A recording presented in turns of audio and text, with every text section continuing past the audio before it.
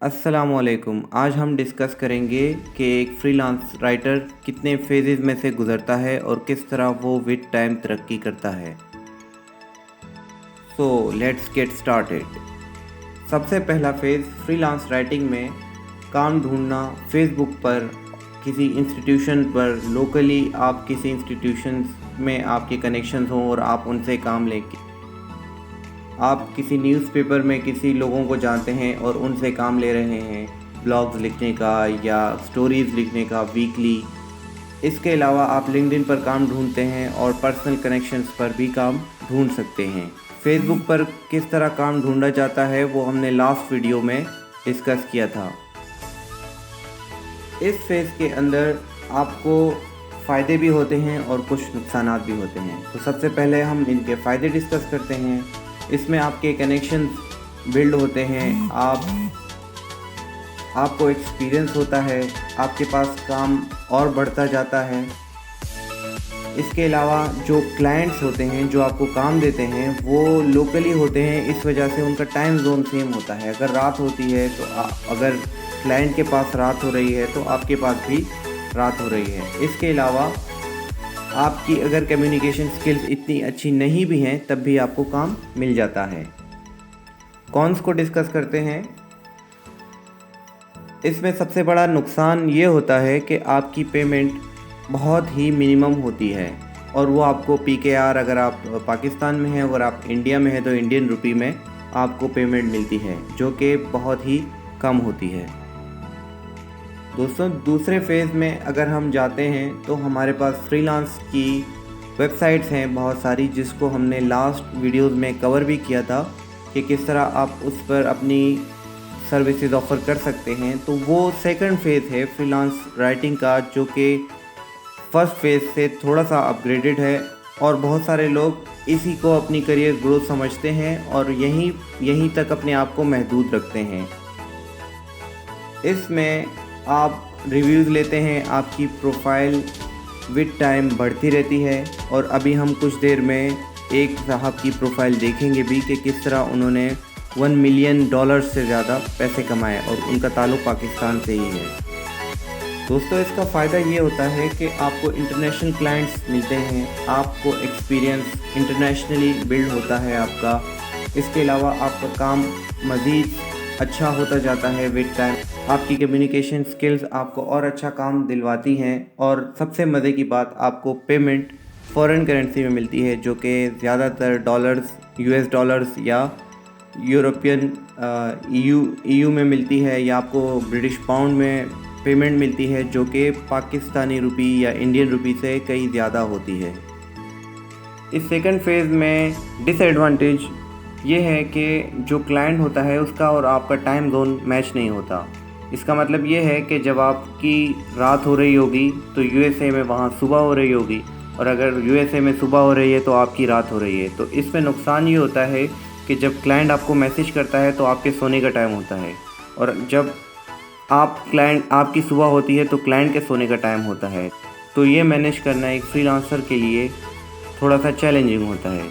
इसके अलावा एक और नुकसान ये होता है कि 20% जो भी आप कमाते हैं उसका 20% आपकी फ्रीलांस मार्केट को जाता है। फॉर एग्ज़ाम्पल, आप अगर $100 एक प्रोजेक्ट के चार्ज करते हैं, $100, तो वो आपको $80 देगा और $20 आपके फ्रीलांस मार्केट को मिलेंगे।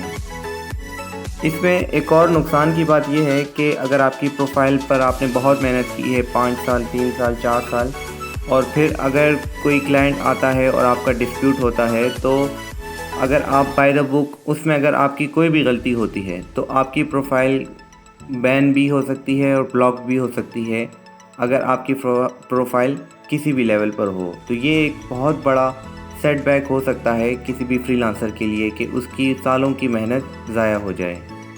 इसके अलावा एक लास्ट डिसएडवांटेज है जो अभी हम डिस्कस करने जा रहे हैं, और वो ये है। ये एक पाकिस्तानी कंपनी है जो कि 2001 से guru.com पर काम कर रही है। इसने $1.3 मिलियन कमा लिए हैं। हिशाम सरवर इनका एक ग्रुप भी है फेसबुक पर, जो मैं लास्ट वीडियो में आपको दिखा चुका हूँ। इन्होंने काफ़ी अर्निंग की है, लेकिन प्रॉब्लम ये है कि जब मैंने शुरू किया इनको देखकर हिशाम सरवर मेरे ट्रेनर रह चुके हैं डिजी स्किल्स के ऊपर। तो जब मैंने शुरू किया guru.com से इनको देखकर, तो प्रॉब्लम ये थी कि guru.com पर रेलिवेंट ट्रैफिक ही नहीं आ रही थी, क्योंकि ये 2001 में 2010 तक इन्होंने हॉल ऑफ फेम में ये रहे हैं शाम सर्वर, और ये कंपनी इन्फोमिस्ट जो है रावलपिंडी पंजाब से, इनकी कंपनी तो इनकी प्रोफाइल बहुत आगे निकल गई। लेकिन प्रॉब्लम ये है कि 2016 में guru.com एक इतनी बड़ी वेबसाइट नहीं है जो कि इस वक्त ट्रेंड में है। इस वक्त ट्रेंड में आपको upwork.com, fiverr.com मिलेगी।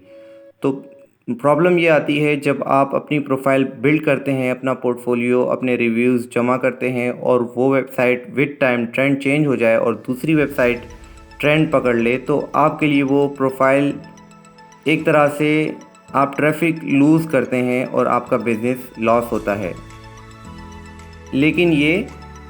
लेकिन इसके अंदर एटलीस्ट 5 से 10 साल लगते हैं। आपको खुद फील होगा कि बिज़नेस कम हो गया है, इस वेबसाइट पर अब लोग नहीं आ रहे और ट्रेंड किस वेबसाइट पर शिफ्ट हो रहा है। तो जो दूर अंदेश फ्रीलांसर्स हैं वो पहले से ही अपनी डायरेक्शन उस वेबसाइट के ऊपर चेंज करते हैं जहां पर ट्रैफिक ट्रेंड जा रहा हो। तो ये एक प्रॉब्लम होती है एक फ्रीलांसर के लिए कि एक प्रोफाइल एक वेबसाइट पर बना के उस पर वो सस्टेन ज़्यादा देर नहीं कर सकता। थर्ड फेज़ के अंदर आप अपनी कंपनी बनाते हैं, आपके इतने कनेक्शंस बन जाते हैं और आप अपनी कंपनी बनाते हैं, आपकी अपनी वेबसाइट होती है। ज़्यादातर फ्रीलांसर्स की अपनी वेबसाइट होती है, और अगर वो उनकी टीम ज़्यादा हो तो वो कोशिश भी करते हैं कि अपनी एक ऑफ़िस अपनी सिटी के अंदर ही या अपने स्पेस के अंदर बनाएं। तो ये कंपनी बनाने का फ़ायदा आपको ये होता है कि आप अपने रूल्स खुद डिसाइड करते हैं, और जो 20% पेमेंट आपकी फ्रीलांस प्लेटफॉर्म ले रही थी अब वो नहीं ले सकती, और आपकी 100% पेमेंट जो भी क्लाइंट कर रहा है वो आप ही को मिलेगी। इसके अलावा अगर आप कोई और काम स्टार्ट करते हैं, लेट से आप ग्राफिक डिज़ाइनिंग करते हैं और आप राइटिंग स्टार्ट कर रहे हैं, या आप राइटर हैं और आप साथ में प्रोग्रामिंग स्टार्ट कर रहे हैं, या उसी से रिलेटेड कोई राइटिंग में आप कोई और काम स्टार्ट कर रहे हैं, तो जो ट्रैफिक होगी वो आपकी वो वाली सर्विस भी बाय कर सकती है।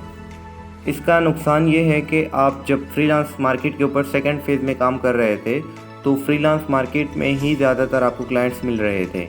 इसमें प्रॉब्लम ये होगी कि आपको सोशल मीडिया के ऊपर एक्टिव होना पड़ेगा। सोशल मीडिया का मतलब फेसबुक, लिंक्डइन और जो प्रोफेशनल प्लेटफॉर्म्स हैं जहाँ पर आपको लोग मिलेंगे, वहाँ पर आपको एक्टिव होना पड़ेगा ताकि आपको क्लाइंट्स ज़्यादा से ज़्यादा मिलें।